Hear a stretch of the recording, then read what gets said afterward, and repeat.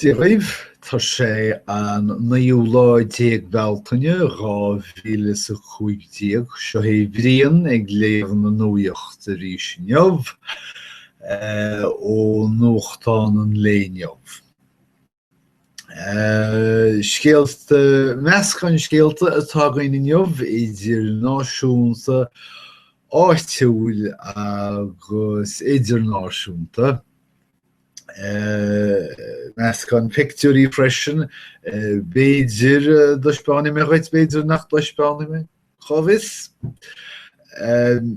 Évid é héin fééis scéal Tásúim muid le scéal nuamhrach ar núis scéal áitiúil don cheantar an seo ní nuacht é an áiríre ach bháin go bhfuil a New York Times ag tuairt le fios go bhfuil i gcairí go seoigh le locht an airgeadais i Wall Street. Áitir rá túrastal tosaí na géimethe olscaile chuig bliana ó hin $7,000,000 sa bhliain sílim. Tá sé áirithe is go $8,000,000 sa bhliain agus sin méadú súntasach in tóid túileam go chinnte. Tá ráta folúntais an lár an airgeadais in downtown Manhattan íslethe ó cearcha héan fan géad nuair a dag Merritt Lynch sílim. Nuair a dag Merritt Lynch an fuirt meh sé íslethe go dtí níos lú ná 5 fan géad agus de ná ní bhíon céad fan géad tionúntacht agat a bhuirt mé bhar be. Mar sin tá an réimse airgeadais agus inéistíochta in nuamhrach i dteanna thar bár amachchas amach. Sin é an scéal áitiúil as nuamhrach. An scéal náisiúnta agus ar nó an scéal a bhfuil dam Mheiriceá ag caint faoi mar baineann sé leis na meán. Tá sagam go bhfuil rá chuirteann mhór ar an gláir teilifíse seo Sons of Anarchy. Bhí mise cinnte déantóide nach raibhann Sons of Anarchy ach fantasíocht ach féach céir do hála in Waco, Texas ar is ar a seachtaine. Bhí cruinniú mór ag na drungannaí glúisrochar. Ar nó ní thugann siad drungannaí ar féin ach clubhannaí agus dar leo nílam tú ach daoine a thainaíonn glúisrochar leo a dainaíonn gamariscil a dainaíonn glúisrochar leo agus dainaíonn an bóthar leo agus a dhéanann forreachtain chun bhréagána cheannach do Wabóga do linimh. Agus má séideann tú sin tá droichead dí leagam freisin. Ar nó nílinn na drungannaí glúisrochar ach gráscar na sráide. Dhaoine a dainaíonn troid agus torann leo. Agus sin díreach a hála i gár chlós an bhéalann seo, an gomleiscil an bhéalann seo. An bhéalann dearmat gom jaúil. Ach is chusúil nach bhfuil ach cáil bháin ar an bhéalann áit a gaithan na cailíní beag nach táta agus iad ag díal bheoirach agus bhí. I cibé is chusúil gur has a troid in san leisas. Agus gur leanan troid ra amach doras go dtí a chárchlós agus bhreid idir adarghrongach é éidir an dram seo Los Bandidos, de Bandidos is toch ní Hispániad. Agus le dram ní slú dar bennim na Cossacks. Sí na Bandidos an dron glúiseoir is mó in Texas agus is sinne bhna iad nídig seaca sé bhna iú na Cossacks nídig seaca ní agus mar sin éilion na Bandidos cías ó na dron glúiseoir eile cías nach ní tar nó agus dar sin bhíon troid seasta idir na dronga seo. Bhíosigh Napóleoní go dárlóch troid hí siad ara raibh a grinniú seo crinniú mollaí a bheith is chosúil agus bhí an carchlós lán na glúiseoir bhí na céadta an. Cibé lean an troid I ráis a carchlós agus mar ús lán na scéalaí níúr sa málar tú pilléir a hála. 8 Cossacks agus Bandido amháin. Ní fis go fóil an iad na Bandidos a bhharí na Cossacks, an iad na Cossacks a bhharí na Bandidos, nuair bhharí Napóleoní an níúr nuair a tháinig siad an náit. Agus ní bhuiifar amach go fóil. Idir an dálín go 160. Nis schuilfar sir an 160 sin gan bhhail. An taon fá gur góiad ná go rá agus go bhuile is ag Napóleoní dálig fi amach rá leis an slúchas agus chumach níos mó ná níor marmh. Agus mar sin si bríú bheith 16 go éhíon Costa Texas agus tuigim go mad an Napóleoní.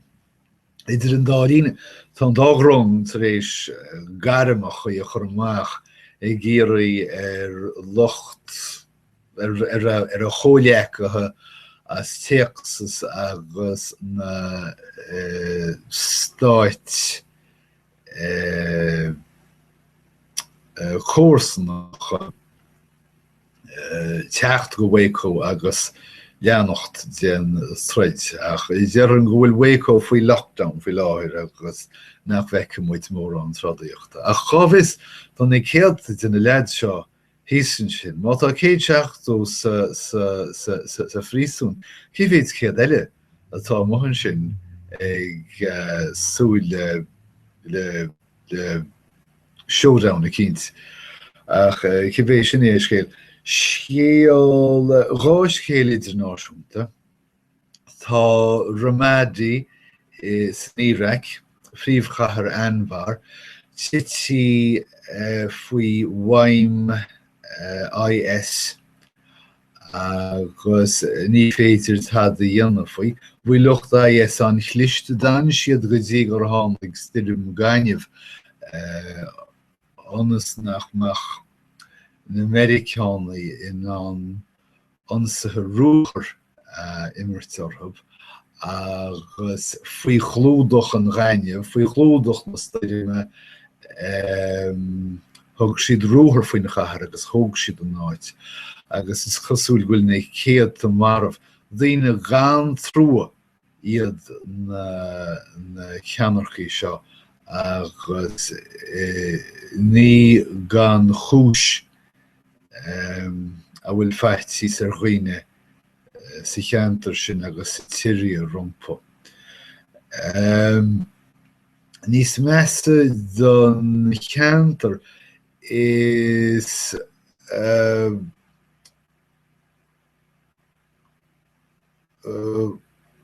buileareis é seo do phríomhhear na híráice Haider al-Abadi. Is léir gur chomhartha laigeachta é seo agus go bhfuil chóleacathe agus chéilte chóraic ag bheanúir seo mar chéimar eis don rialtas ní raic. Sin iad na scéalta móra sa New York Times hús hís sa scéal as in Eorop, scéal móra é seo tá sig an danan is san Eorop go bhfuil deisceart na Cheorpa ag fullaint go mór faoi bhaim díodamatha atá tíocht as an Afraic chuaigh. Séir tá tarlú ná bhfuil smuglálathe as Libya agus an tír sin ar nó tití go hilis go thomláin ag gcuid longa móra agus beaga á líonú le díodamatha atá ag gíc as a busáiste tres na meánmhara agus áníú ar an Nidáil agus ar a Spáin agus áit san éile nach iad. Is beag is féidir leis na rialta sé dhéalma má bhaine na díodanatha an Eorop amach. Tá cead díod nacha má bhaineann siad an Eorop amach. Agus mar sin séad atá na rialtas ag déanamh rud atá beag an é neamhrócaireacht ar liomsa nátá siad de géirí stop a chur leis na crosálathe ar chóst Libya seachas ar chóst na Cheorpa. Agus dá riir sin tá siad ag seoladh na gabhlach cho fada leis Libya chun na báid seo gháil na díodamatha a chur ireis ar tháilamh arís na smuglálathe gháil agus na longa a chur go grinneol. Ach ar nó i obráidí míliteacha is é seo agus chathe na cabhlaí ceada áil ó na rialtais ó Orpacha, na rialtas na Cheorpa é féin agus ar nó ó na náisiúnaontaithe ach dearann go mbeidh leannacht de cibé. Tá na tíortha Orpacha ag éirí tín tarseach den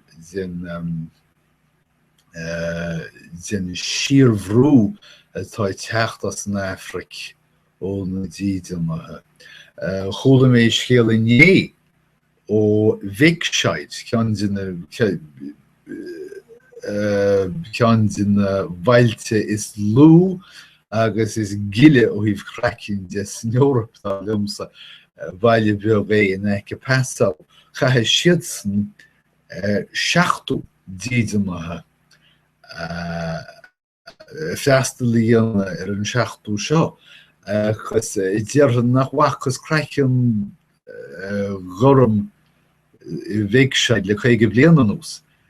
Agus má tá cracinn ghurum I Vicheid is léir go bhfuil an Eorop faoi léigear. Nis ón taobhistí tá leabharnú tacaí amach ón néarbháin lia Henry Marr Sassenach scríbhann go neamhteachnach faoi na hobráidí teannasacha atá déanta ag ar inchinní daoine. Agus an